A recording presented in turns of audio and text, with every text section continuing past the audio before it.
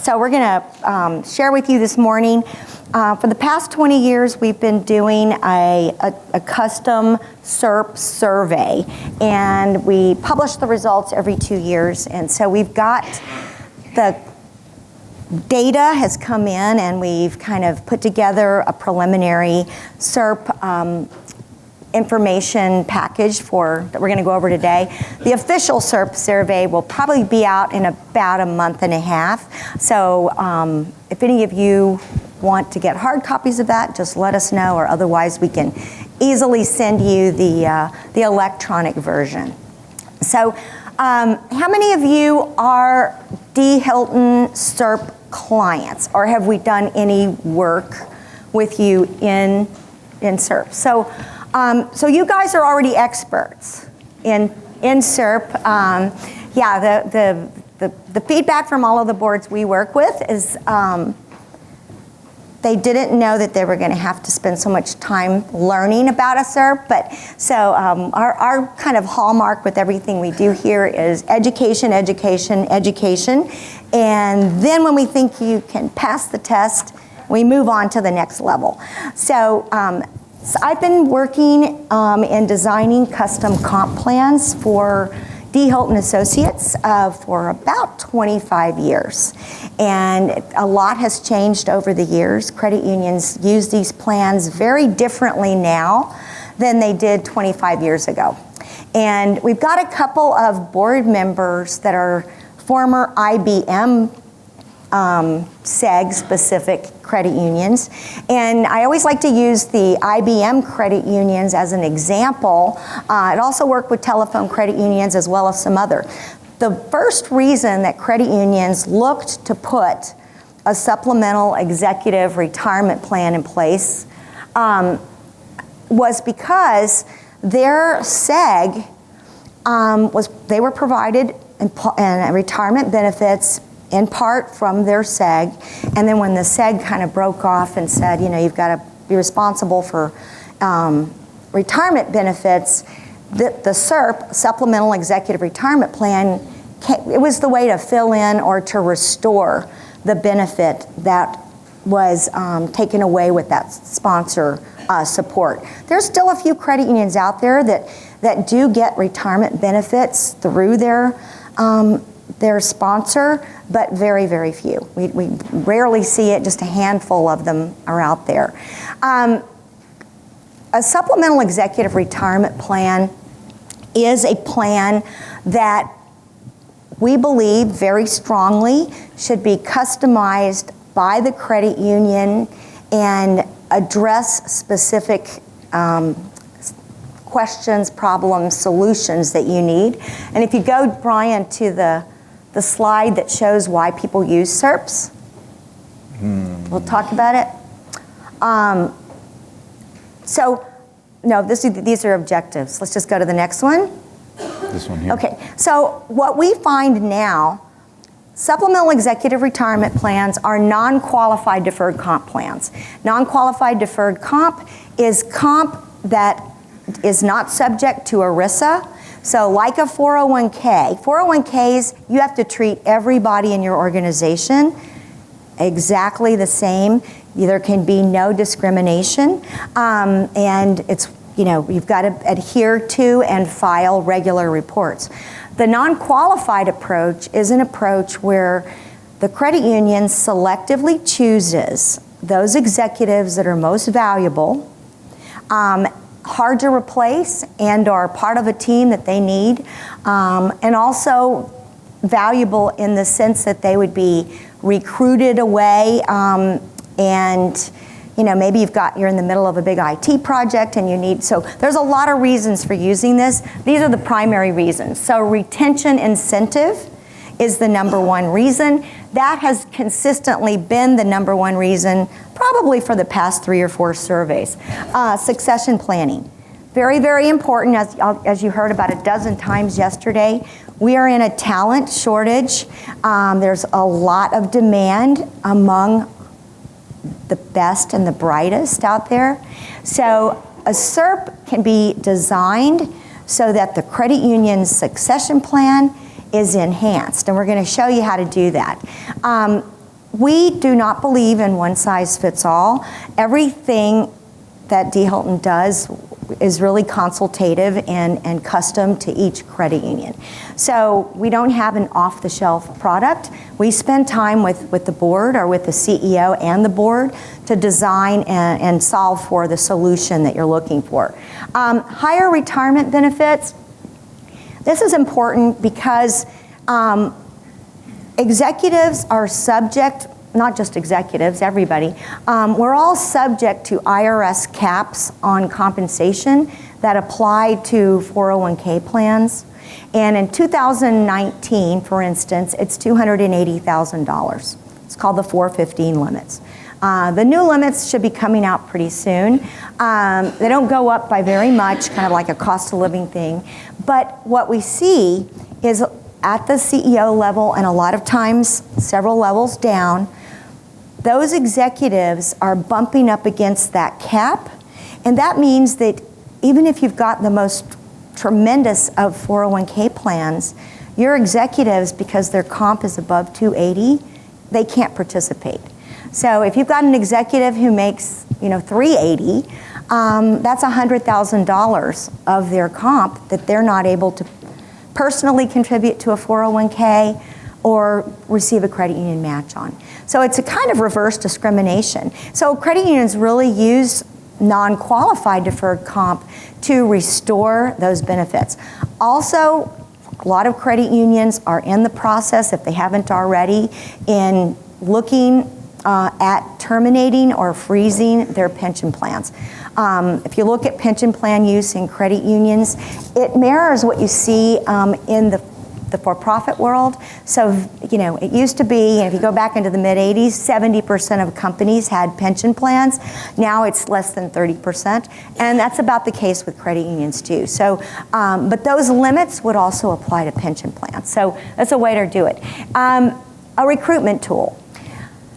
Once again, we talked about the shortage of talent, and executives are looking, no one wants to make a lateral move. So if they have a SERP, they're going to ask for a SERP.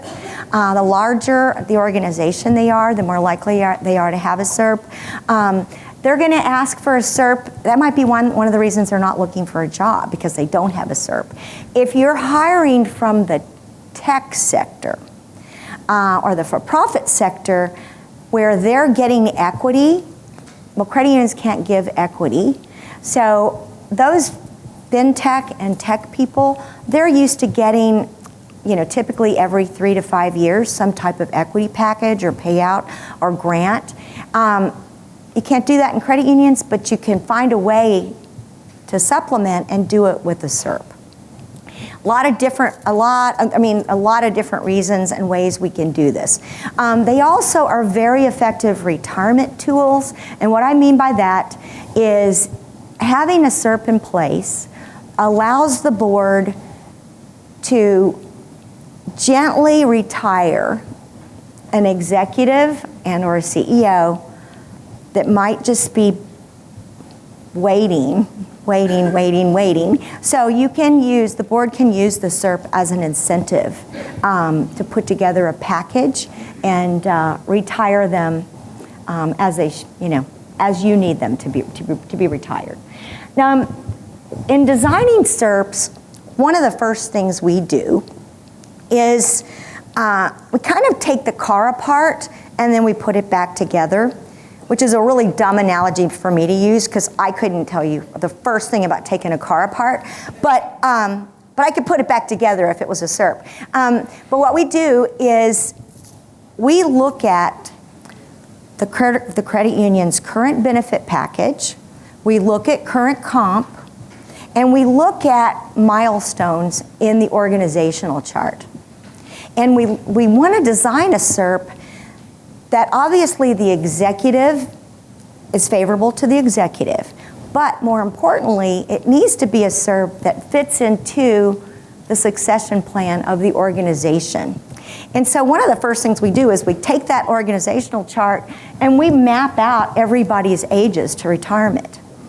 And unfortunately, a long time ago, these SERPs, what you'd see is one size fits all, everybody gets a payment in the same year, and what's the retention feature in that? So what you'd want to do is you'd want to look at and you'd say, gee, our president CEO is going to be 67 years old in 2023. We really don't want to lose that 55-year-old or the 45-year-old or the 60-year-old, because you've got 2 other executives that are close to retirement. You don't want to lose the other 3 members of your executive team. So how do we design SERP plans to retain those people through that transition?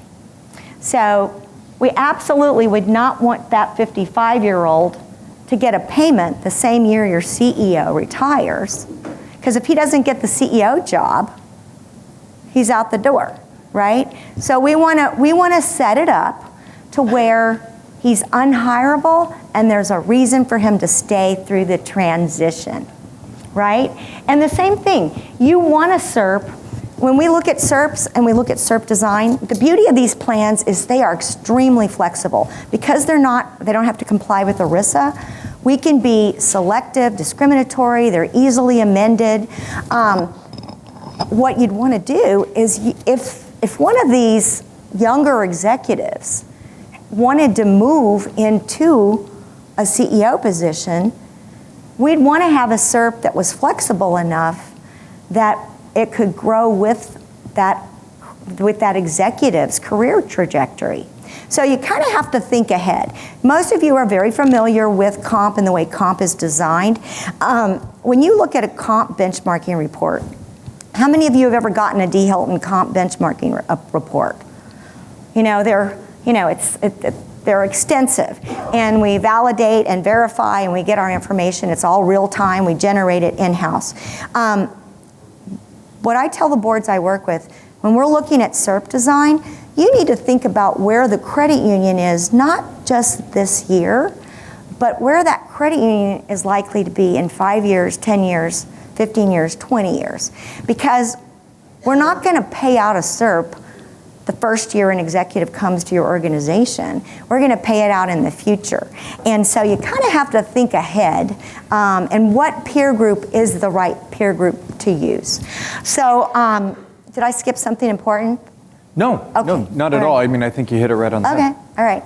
And interrupt anytime. So this is an example, and this is the other thing that we provide every board when we first start working on a SERP design.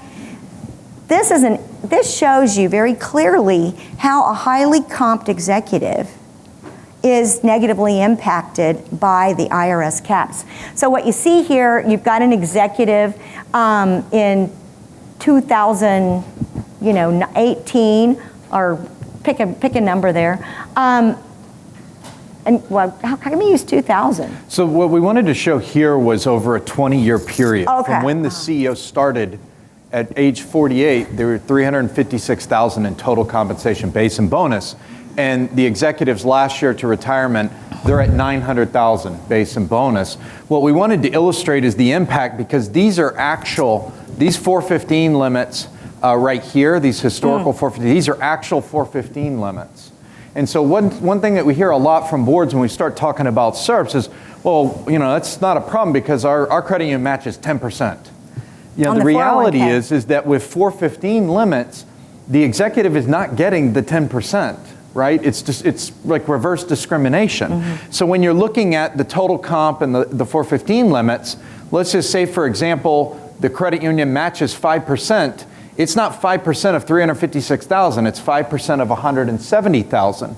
And so what happens over time, if you look over the 20-year period, we're talking about a $350,000 gap. That doesn't include interest. That doesn't include compounding that was lost with that sitting in a 401k tax deferred. So our point is that absolutely 401k plans and matching is fantastic. That's great for the entire credit union, but you have to recognize as an executive, and if you look at 2019, as an executive has W-2 comp over $280,000, we have a problem, right? And they're not able to They're not save getting tax 5%, deferred. they're getting 1.56%. So really important to keep this in mind. And it is a big driver when you see the numbers in our new survey of SERP use. This is a big reason why SERP use has gone up. Now, do you have to use a SERP to do this? We can think outside the box. We could use a 401k restoration plan. You know, we could, it doesn't have to be necessarily a 457F. We could set up a different type of plan where you were just making that executive whole for whatever that negative or that delta was each year. A lot of different ways, custom ways of doing it. So 60% of all CEOs have non-qualified deferred comp today versus 41% in 2013. So we've been doing this survey for, like I said, 20 years. We need to go back all the way, see what the percentage is. It's gone up a lot, and it's gone up even more. So in a $1 billion credit union, about 83% of CEOs have a SERP. So when you look at 600 to $1 billion, 69%, 400 to 600, 65%.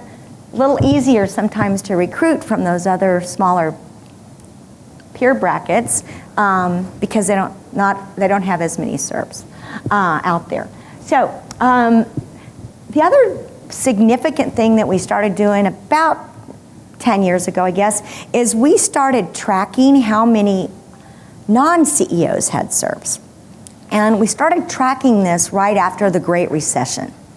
SERPs prior to 2008, they used to be set up very, very differently than they are now. And it was primarily a CEO benefit only. And then think back to 2008. 2008, there were a lot of credit unions, 2009, where they had to freeze their 401k plan. Nobody got a base pay increase. There weren't very many bonuses paid out. And everybody was working their ass off. So you wanted to reward the people who were working the hardest. How do you do that without upsetting the HR policies related to the rest of comp for your entire staff? You could selectively put a SERP in place and reward the executives that were most critical to help you get through those times. So we really saw SERP use increase after the recession for non-CEOs. And if you look at the next slide, we track, we benchmark everything, seriously, everything. We actually have enough data. We've been doing this so long, and we get the data from our SERP survey, from our SERP clients, and from all of our comp clients. But more importantly, every candidate that goes through our recruiting process, they have to tell us what their benefits are.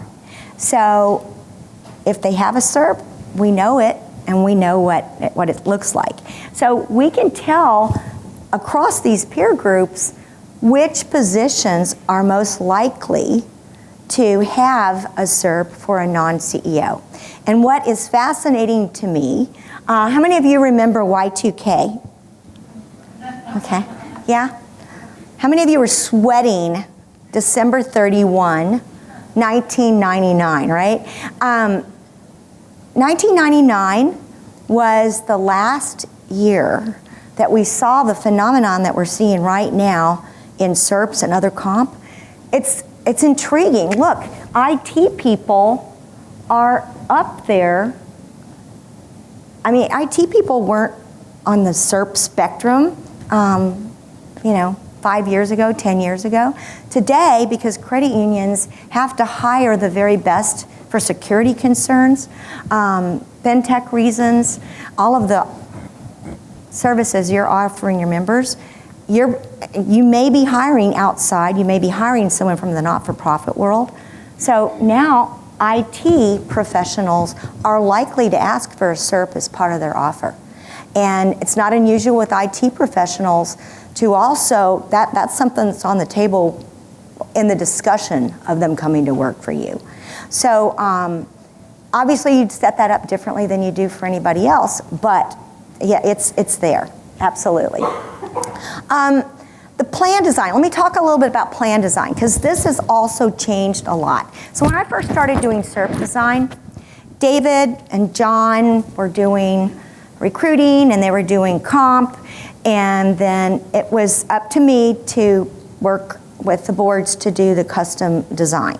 And we would design the SERP and then give it to the credit union, and then they would go out and fund it with Merrill Lynch or whatever.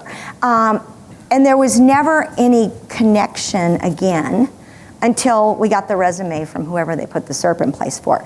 So what we did was we kind of brought it in-house, and we do this turnkey design process. We help you implement the SERP, and we help you administer it.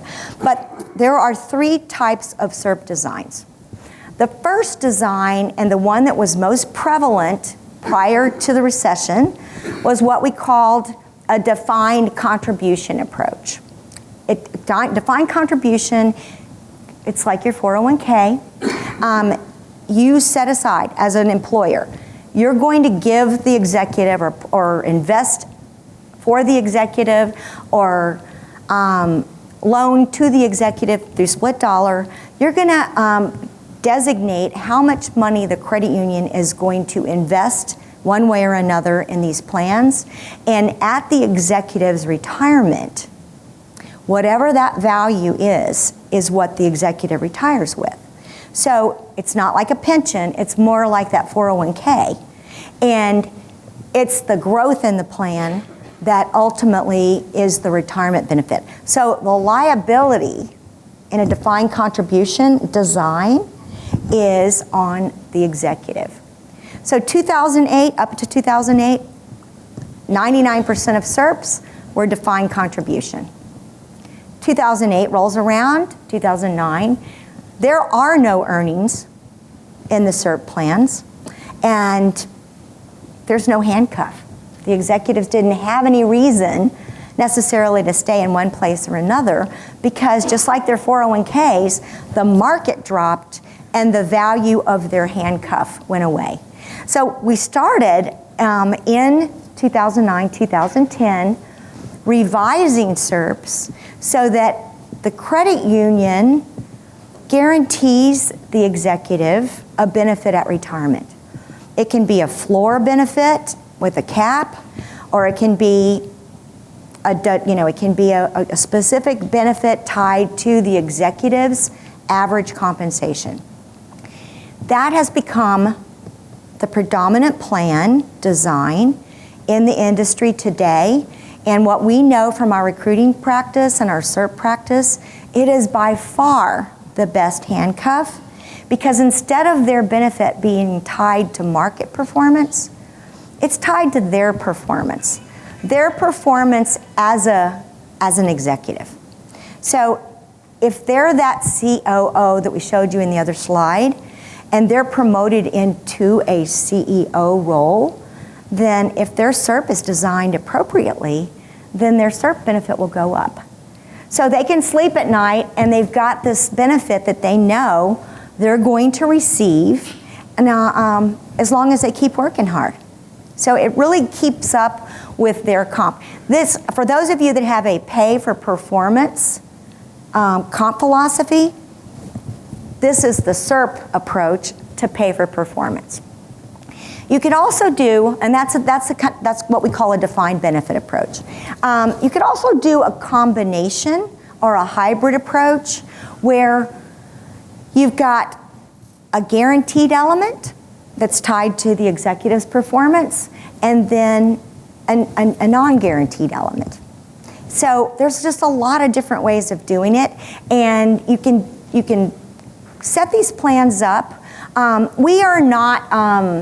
We're agnostic to investments, okay? I've got all my licenses, I've had them since out of college, but ultimately what we do is we start with the SERP design, what makes the most sense for this executive versus that executive, Your COO may need a completely different kind of SERP than your marketing, your EVP of marketing, or your, it's different. Everybody's got a different career trajectory. So we start with the design, come up with something custom, and then once we do that, we back into what's the best way to fund these. And is it funded through a 457F plan, which you've probably heard? That is the IRS code that applies to not-for-profits. Or is it funded with a series of loans to the executive under a split dollar plan?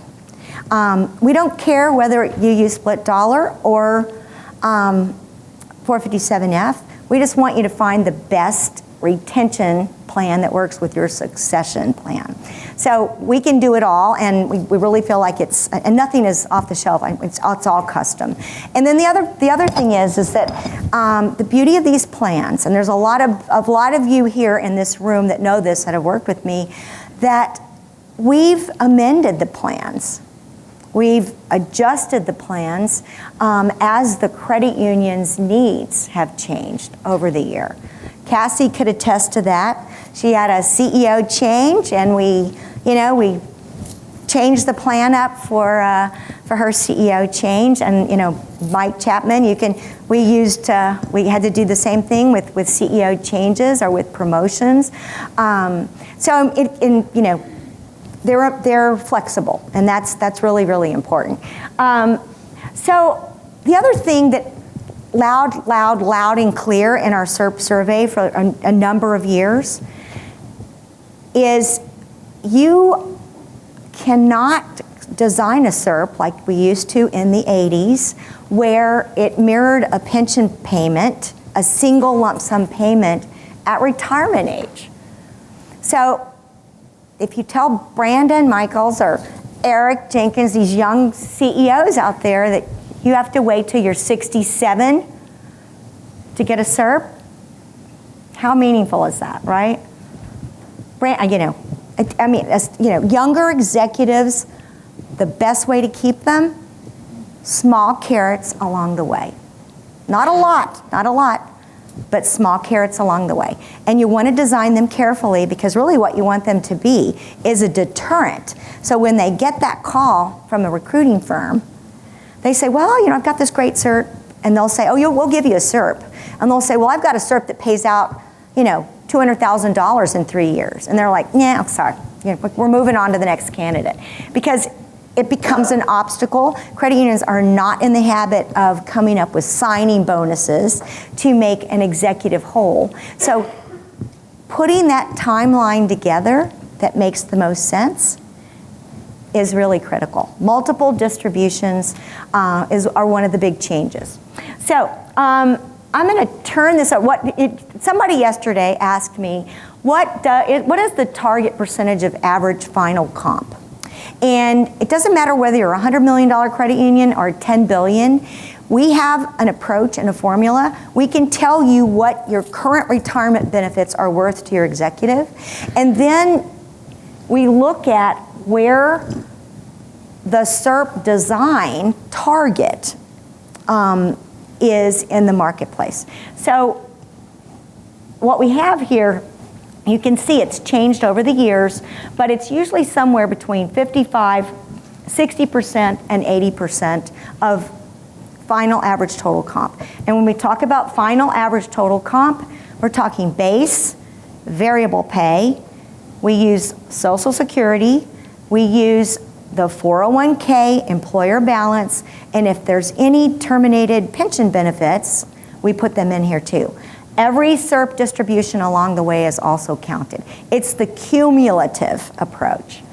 And we know that larger credit unions tend to have higher percentage of final average total comp because they are more impacted by the deficiency caused by 415 limits. Also, incoming CEOs, rookie CEOs, they don't like to be called rookies, but they're not rookies long, maybe 3 to 5 years. But incoming CEOs, a lot of boards, what they'll do is they'll start them at the kind of a lower percentage target, And then as they vest and you become more comfortable with them, we can up the target. So, and then Brian, I'm going to let you. You want to let me jump in? You want to jump in? I'll jump in. So one of the things that we also want to talk about is total compensation versus base compensation. So I know when we're doing a lot of forensic work, when boards are asking us to review plans, and certainly when we're designing plans, SERP plans need to be based on total compensation as opposed to base compensation. And I think this gives you a real good indicator as to why. And so when we're talking about base compensation, we're just talking about base salary. When we're talking about total compensation, we're talking about base plus variable pay. And the reason that you want to look at total compensation is very evident in terms of the use of incentive plans. So this is the use of incentive plan by asset size. So I'd imagine a majority of people in this room are using incentive plans as part of their pay. So when you base a retention benefit on just base pay, you're missing a large percentage of the executive's compensation. And we see more and more boards that are saying, you know what, I'm going to pay at the 62nd percentile for base, or the 50th percentile for base, and maybe instead of ratcheting up base salary by 10%, I might ratchet it by 5%, and I'm going to increase the variable pay. Because most boards have adapted this pay for performance philosophy and say, you know what, I don't have a problem putting more pay on the table. If the executive is dynamite, I'm willing to pay for it. Well, then if you on your retention package, your SERP package, you go and just tie it to base pay, you've got a hole there, right? Because the retention package and the retirement package is not connecting the same way pay for performance that the rest of the compensation is. This is just an example of median pay. So again, if I'm at let's call it a $1 billion credit union, and I'm hitting a 50% target each year on my compensation, again, the SERP plan is not fulfilling a portion of that need. Does that make sense? Yeah. And so if you only use base pay, it's kind of like whatever's on their W-2, which is base and variable pay. That's what theoretically they should be getting that 401k match on. So, yeah, I mean, total cash comp is what people live on, and it's the most meaningful way to put a plan to design together. There's one other point I think is worth mentioning that we see in a big no-no when some people are doing plans is they take a plan, someone comes up with the plan, they do a calculation, and okay, we made all these assumptions about our base salary increases and the variable and all these things, and they come up with a number, and they put a plan in place, and it just sits on the shelf for 20 years. And the plan doesn't adjust with the success of a credit union. That's why when we looked earlier at percentage targets, right? I'm going to have a plan that targets 70% of compensation. You want that plan to be fluid. You want it to change with the organization. And so what I did was I just did some quick calculations, because a lot of people don't think about this when they're designing plans. At a 5% growth rate over the next 10 years, I go from 500 to 814. Okay, but what happens maybe if I do a merger and we get 10% annual growth or 15% annual growth? The executive salary at $2 billion is a whole lot different than the executive salary at $800 million, right? And as we all know in mergers and acquisitions, there's going to be more of them. We're seeing a lot more merger of equals, things of that nature. So when you look at a plan, if you take a plan and you put it in place and it doesn't have the ability to adjust with the success of the organization, what you're going to end up with a plan that's not competitive, right? So what this is saying is that's where that flexibility comes in. If we can design a plan where it keeps up with the executive's comp and they know it does, that's a handcuff. That's a handcuff. So can you flip over to, so there's a lot of different ways of doing it. So we've got 457F, and 457F plans are plans, the credit union owns all the assets, the credit union is in the board, you're the fiduciaries, in total control. Very flexible. If the executive resigns, he gets nothing or she gets nothing. If you terminate them for cause, they get nothing. And you just use those assets, for benefit of an ex-president, CEO. Endorsement split dollar and loan regime split dollar are life insurance plans. And if any of you have been to a conference, you've probably heard about split dollar. And split dollar is something that that we use. We've been using it for a long time. It is part of our solution, but you've got to be careful in the way you use it because it's not owned by the credit union. It's owned by the executive.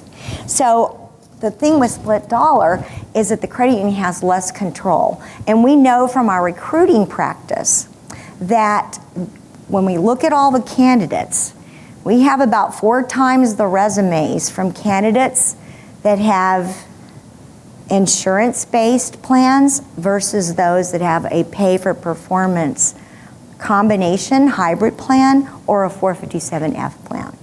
So what we find is that the loan regime or the endorsement split dollar, they tend to be less retentive. So, but there's a way to use them, and that's very helpful.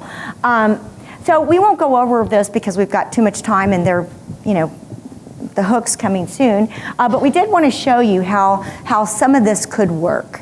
So what we've got here is what we call a hybrid plan, and we put it in place so that the executive would get a total of 6 different distributions.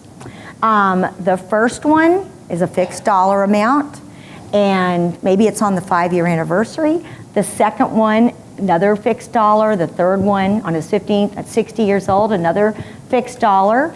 Then at the 17th anniversary or age 62, then there's a split dollar benefit that the executive could receive, but we're targeting 65% of total comp. And so if the life insurance is insufficient at age 62, we've got that 457 backup or backstop so that the executive knows and their comp has gone up above and beyond where the insurance threshold is, or the insurance benefit's gone up. We're going to promise them to make them whole through a 457. And then there's a true up at age 65. We want them to stay and keep working hard. So you'll see the target benefit goes up to 70% and then another one at 75%. So this is just one example out of thousands that we've put together over the years. It's not unusual when we work with boards of directors to give them 12, 15 or more scenarios, and they tweak and tweak and tweak. We recently, with Randolph Brooks, I can't even tell you how many illustrations. Illustration after illustration. But it's because of the customization, and we needed to make sure that we found the right fit. So, and that's true of a lot of others in here. So yes, we've got. So I think we'll just go to some questions now. But What if the executives are retired 62, you said 65% total comp? What if the executive decides, I'm not going to wait for 62 to retire early, say 2 or 3 years early? How do you adjust that 65% down because she's now? well, the thing is that if he doesn't stay, this is not an employment contract, right? So if you terminate the executive, they're going to forfeit some benefit. If they leave voluntarily, they're going to forfeit some benefit. So if he left between 60 and 62, because he owns that split dollar, he can walk away with it. But it's going to be a lesser benefit than if he stayed longer. So he would walk away, or she would walk away, and it is what it is. So there's no makeup then required by the credit? No, the only makeup, the true up, would be if they're employed on that date, on that distribution date. Like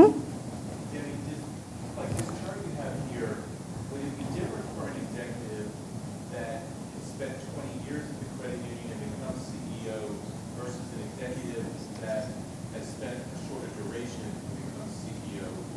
Does it ever change? Oh yeah, it absolutely changes. How would it change? Well, it would change, number one, based upon their age. If you have an executive that's 60 now, we're not going to have 6 distributions necessarily.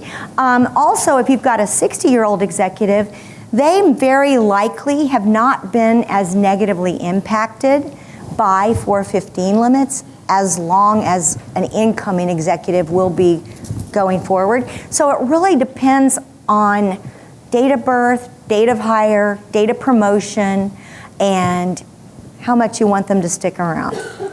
I think it needs to be custom. Also, just thinking of one client in particular we're working with right now, as Debbie's mentioned, there's so many variables. One being, I can think of one client who's just froze a pension.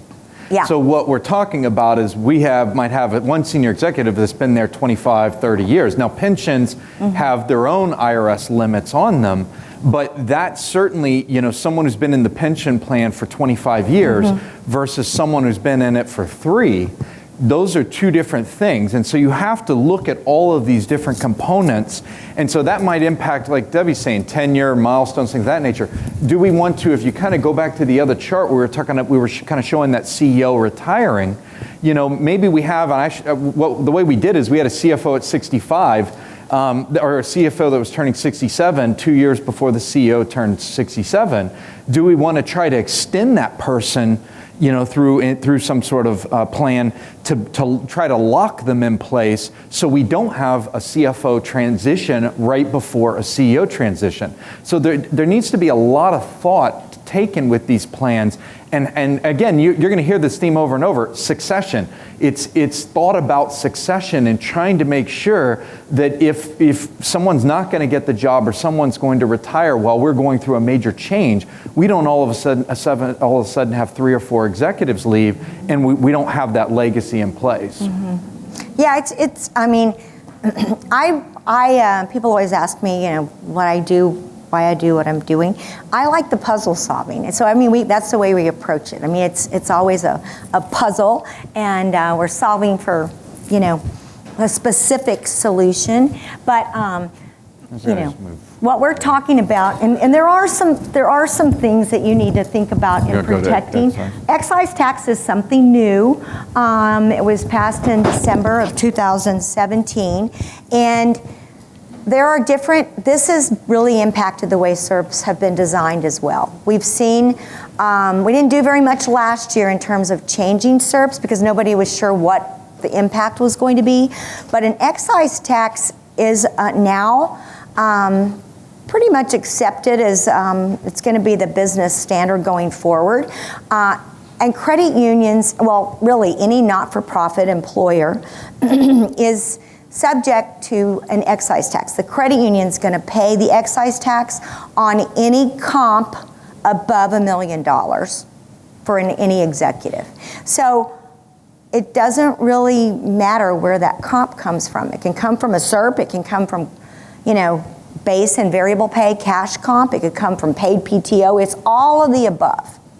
And what we're seeing are the larger credit unions are bumping up against comp packages that are not too far away from $1 million anyway.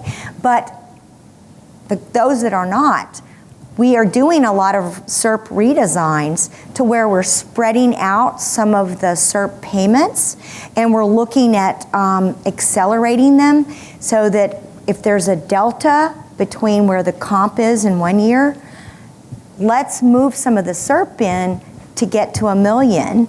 And so let's take advantage of any of those deltas in earlier years. So you have to be careful about that because we don't want it to diminish the handcuff. But we're very creative ways of dealing with the excise tax issues as well. And that's why that combination split dollar might also be of some help. Here's what we know. And we spend a lot of time evaluating comp on all levels. We do a lot of forensic work in our company as well as the custom design and admin. Ongoing education is critical. It's complicated and you can understand it when you get ready to sign that agreement between your credit union and your executive.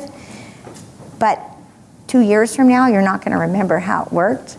So what we really want to do is make sure that it's reviewed on an annual basis. So what we offer are those annual reviews. We typically like to do it after compensation's been adjusted, so we can rerun our spreadsheets and tell you, where the benchmarks are. But annual reviews are very important to the executive. They want to know that you guys are monitoring what they're worth and what their retirement is, where the shortfalls are. Succession, we've already talked about that. Onboarding new board members. Yeah, so really important to bring those new board members who might be joining these committees into the discussion process soon.